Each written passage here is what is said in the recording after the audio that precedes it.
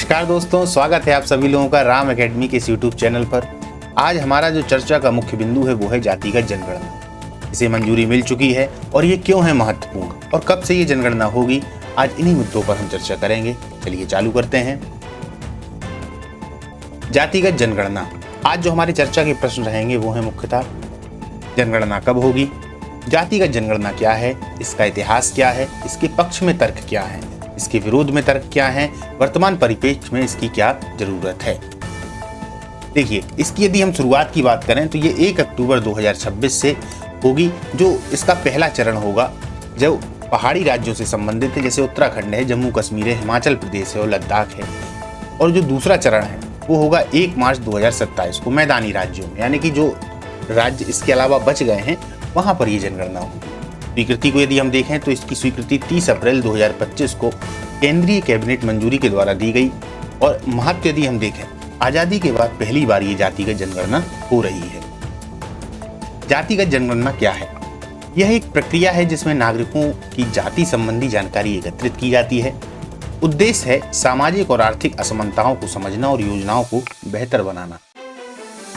ऐतिहासिक पृष्ठभूमि पर नजर डालते हैं। आखिरी बार जातिगत जनगणना 1931 में ब्रिटिश काल में हुई थी। 2011 में SECC हुआ, लेकिन सभी डेटा सार्वजनिक नहीं हुए। स्वतंत्र भारत में केवल SC ST का डेटा ही लिया गया। जातिगत जनगणना क्यों जरूरी है?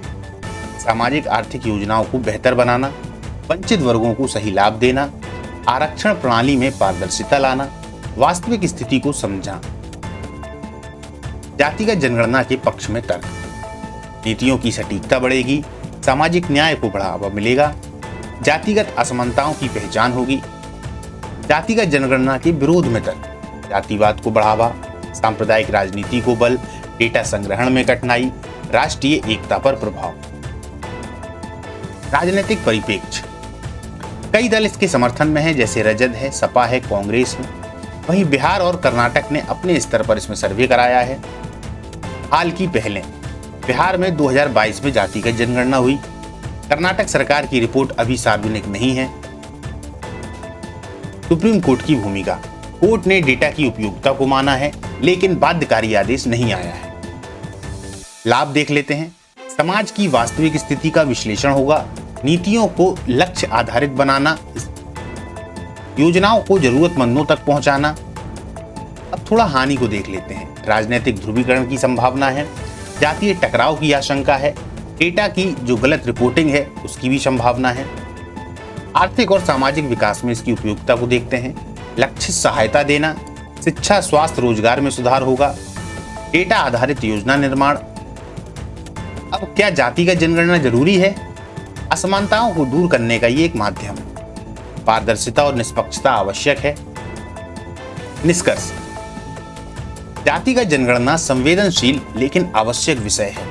सही दृष्टिकोण और ईमानदारी से किया जाए तो यह लाभकारी हो सकता है। बिल्कुल दोस्तों, यदि हम देखें ध्यान से तो यदि इसका सही से उपयोग किया जाता है तो कहीं ना कहीं जो वंचित वर्ग के लोग हैं उनको इसका लाभ मिल सकता है। लेकिन यदि इसका दुरुपयोग होता है तो कहीं ना कहीं हमें ये भी देखने को मिल सकता है कि ये बहुत ज़्यादा संवेदनशील है। और हम जैसे भारत में रहते हैं, भारत में बहुत अलग अलग प्रकार के लोग हैं, विविध जाति, संप्रदाय, धर्म के लोग हैं, तो कहीं ना कहीं वैमनस्य फैलने का भी डर बना है। आप लोग अपनी राय कमेंट में जरूर बताइएगा। नमस्कार, मिलते हैं अगली किसी नई क्लास में।